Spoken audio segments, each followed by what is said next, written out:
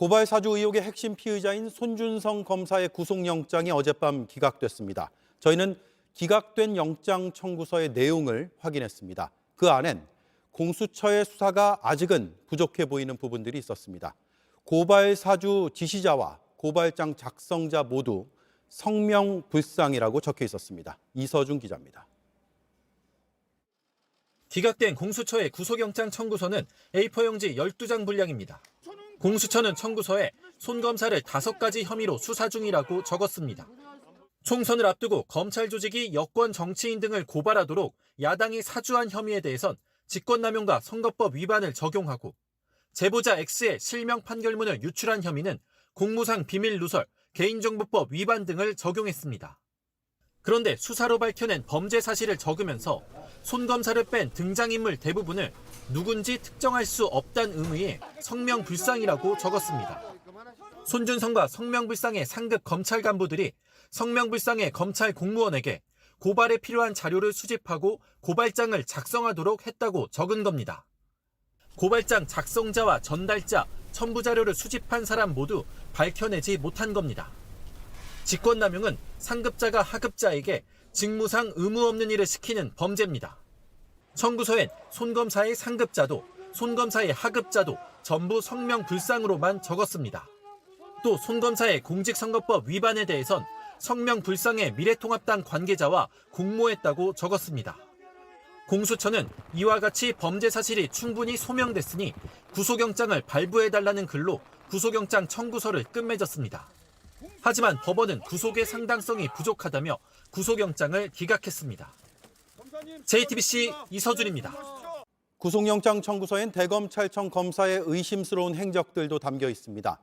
김웅 의원이 조성은 씨에게 자료를 전달하기 전날과 당일 손준성 검사의 부하 검사가 검언 유착 의혹과 관련된 인물의 판결문을 검색한 것으로 나타났습니다. 계속해서 박병현 기자입니다.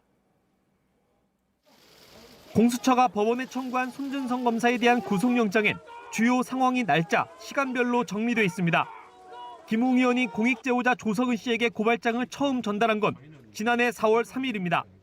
이날 오전 9시 15분쯤엔 대검 수사정보정책관실 A검사가 지모 씨의 이름을 검색어로 설정해 판결문을 검색한 것으로 나타났습니다. 지모 씨는 채널A 이동재 기자와 한동훈 검사장의 유착 의혹을 MBC에 제보한 것으로 알려진 인물입니다. A검사는 전날인 4월 2일에도 신라젠, 이철 등의 검색어로 판결문을 검색한 것으로 나타났습니다. 이른바 검언 유착 의혹과 관련된 검색어들입니다.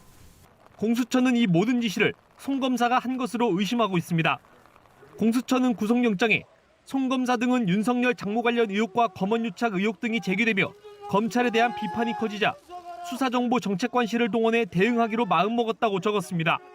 공수처는 이런 기록들을 바탕으로 4월 3일 오전 7시쯤 손 검사가 김웅 당시 국회의원 후보자에게 지모 씨의 SNS 게시글, 관련 기사 등을 보냈다고 판단했습니다. 그렇게 손 검사가 김 의원과 긴밀히 소통하다 4월 3일 오후 3시 20분쯤 김 의원에게 고발장을 전달했다는 게 공수처 주장입니다. 하지만 공수처는 손 검사가 관련 자료를 김 의원에게 보냈다는 직접적인 증거는 제시하지 못했습니다. 자료를 보낸 시간을 어떻게 특정했는지도 영장에 나타나지 않습니다. 공수처는 현재 손 검사의 휴대전화 잠금 해제도 못하고 있는 상황입니다. 공수처가 손 검사 휴대전화 내역을 제대로 살피지 못하고 섣불리 구속영장을 청구한 것 아니냐는 지적이 나올 수 있는 대목입니다. JTBC 박병현입니다. 네, 영장 청구서에 따져볼 내용이 좀 더 있습니다. 법조팀의 이지혜 기자가 나와 있습니다. 청구서 안에 윤석열 전 총장의 이름이 많이 등장한다면서요? 네, 구속영장 청구서엔 윤석열 전 검찰총장의 이름이 52번 등장합니다. 52번이요? 네, 조국 전 장관 압수수색 이후 상황, 판사 사찰 문건 작성 배포, 윤석열 전 총장 장모 대응 문건 작성 등 5가지에서 언급이 되고 있습니다. 네, 왜 이렇게 많이 등장하는 겁니까?